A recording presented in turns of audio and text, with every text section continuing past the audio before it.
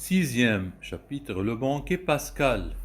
La messe est à la fois et inséparablement le mémorial sacrificiel dans lequel se perpétue le sacrifice de la croix et le banquet sacré de la communion au corps et au sang du Seigneur.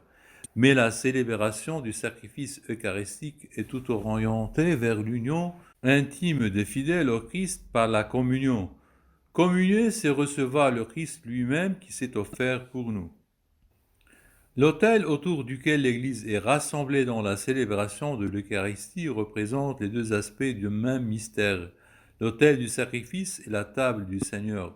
Et ceci d'autant plus que l'autel chrétien est le symbole du Christ lui-même, présent au milieu de l'assemblée de ses fidèles, à la fois comme la victime offerte pour notre réconciliation et comme aliment céleste qui se donne à nous. Qu'est-ce en effet que l'autel du Christ, sinon l'image du corps du Christ?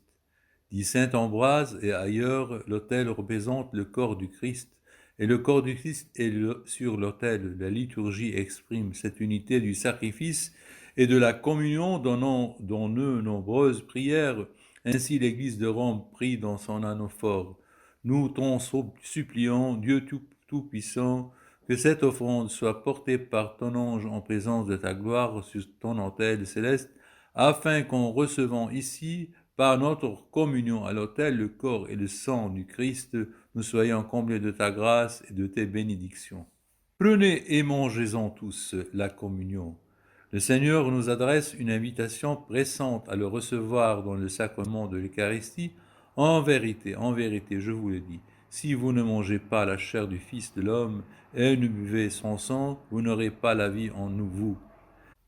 Pour répondre à cette invitation, nous devons nous préparer à ce moment si grand et si saint. Saint Paul exhorte à un examen de conscience. Quiconque mange ce pain ou boit cette coupe du Seigneur indignement aura à répondre du corps et du sang du Seigneur. Que chacun doit s'éprouver soi-même et qu'il mange alors de ce pain et boive de cette coupe, car celui qui mange et boit sa propre condamnation s'il n'y discerne le corps.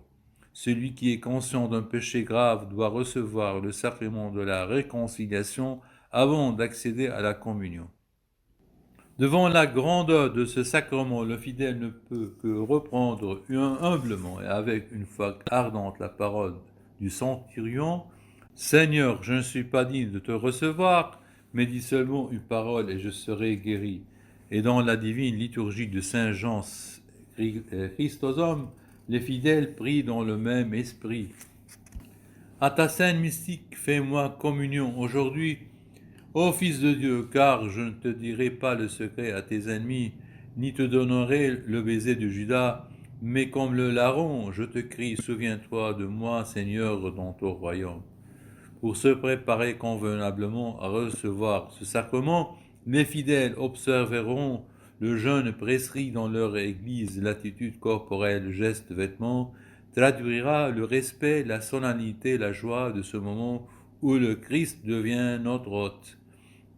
Il est conforme au sens même de l'Eucharistie que les fidèles, s'ils ont les dispositions requises communes quand ils participent à la messe, il est vivement recommandé aux fidèles de participer à la messe de façon plus parfaite en recevant aussi, après la communion du prêtre, le corps du Seigneur du même sacrifice.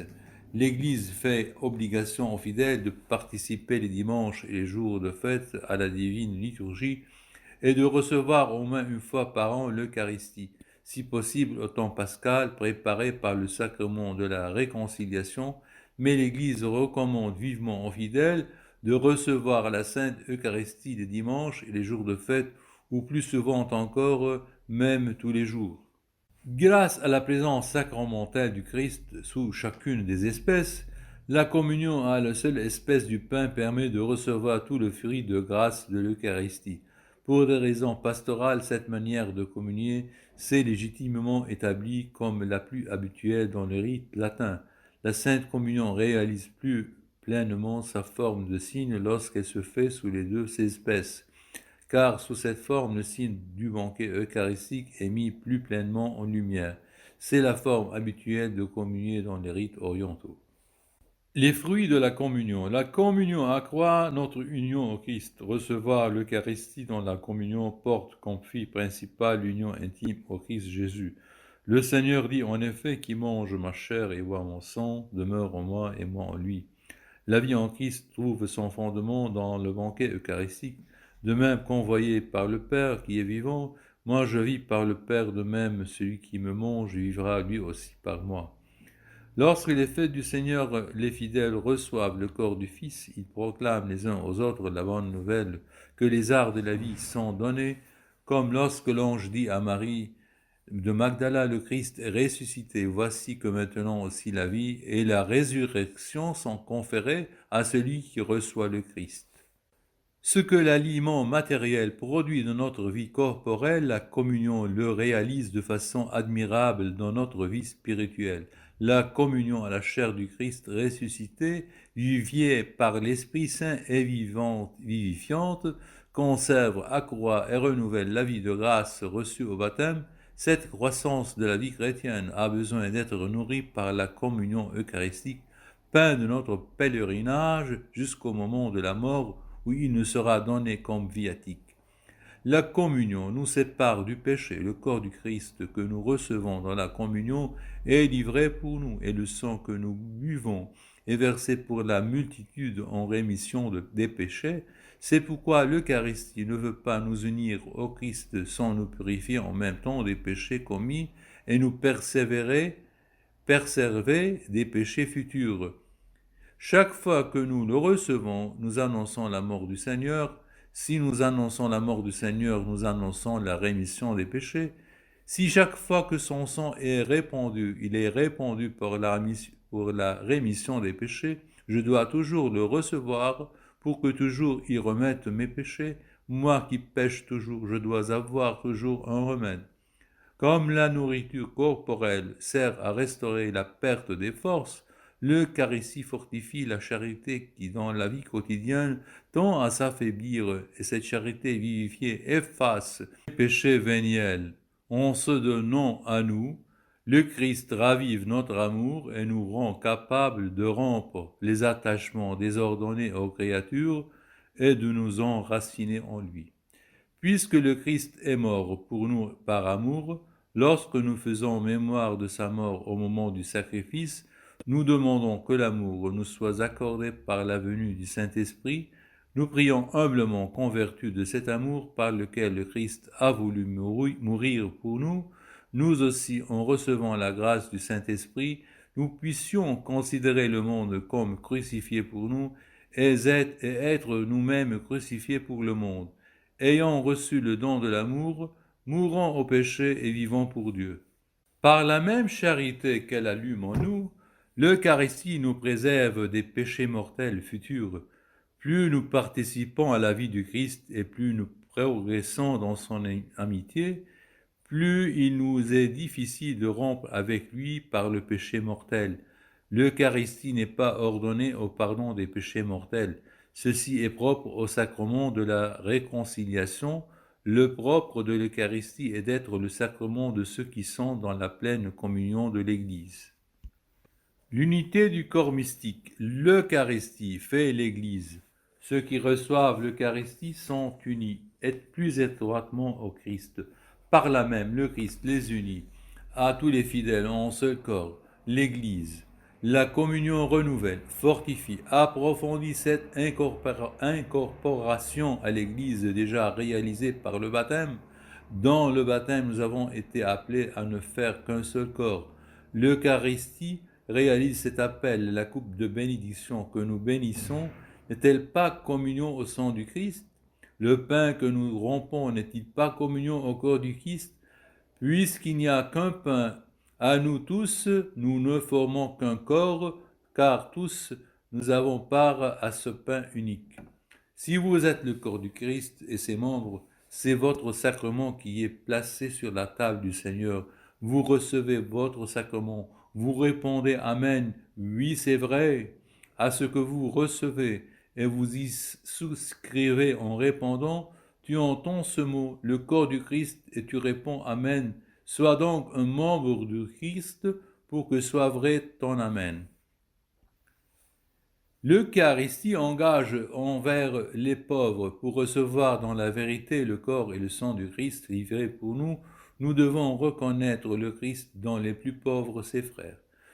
Tu as goûté au sang du Seigneur et tu ne connais pas même ton frère. Tu déshonores cette table même en ne jugeant pas digne de participer à ta nourriture celui qui a été jugé digne de prendre part à cette table. Dieu t'a libéré de tous tes péchés et t'y a invité, et toi pas même alors, tu n'es devenu plus miséricordieux. L'Eucharistie est l'unité des chrétiens. Devant la grandeur de ce mystère, saint Augustin s'écrie au sacrement de la piété, au signe de l'unité, au lien de la charité. D'autant plus douloureuses se font ressentir les divisions de l'Église qui rompent la commune participation à la table du Seigneur. D'autant plus pressantes sont les prières du Seigneur pour que reviennent les jours de l'unité complète de tous ceux qui croient en lui. Les églises orientales qui ne sont pas en pleine communion avec l'Église catholique célèbrent l'Eucharistie avec un grand amour. Ces églises, bien que séparées, ont de vrais sacrements, principalement en vertu de la succession apostolique, le sacerdoce et l'Eucharistie, qui les unissent intimement à nous, une certaine communion in sacris, donc dans l'Eucharistie, est non seulement possible, mais même recommandée lors de circonstances favorables avec l'approbation de l'autorité ecclésiastique. Les communautés ecclésiales issues de la Réforme séparées de l'Église catholique, en raison surtout de l'absence du sacrement de l'ordre, n'ont pas conservé la substance propre et intégrale du mystère eucharistique. C'est pour cette raison que, pour l'Église catholique, l'intercommunion eucharistique avec ces communautés n'est pas possible. Cependant, ces communautés ecclésiales, lorsqu'elles font mémoire dans la Sainte Seine de la mort et de la résurrection du Seigneur, professent que la vie consiste dans la communion au Christ et attendent son retour glorieux. Lorsqu'une nécessité grave se fait pressante selon le jugement de l'ordinaire, les ministres catholiques peuvent donner les sacrements Eucharistie, pénitence, onction des malades aux autres chrétiens qui ne sont pas en pleine communion avec l'Église catholique, mais qui les demandent de leur plein gré. Il faut alors qu'ils manifestent la foi catholique concernant ces sacrements et qu'ils se trouvent dans les dispositions requises.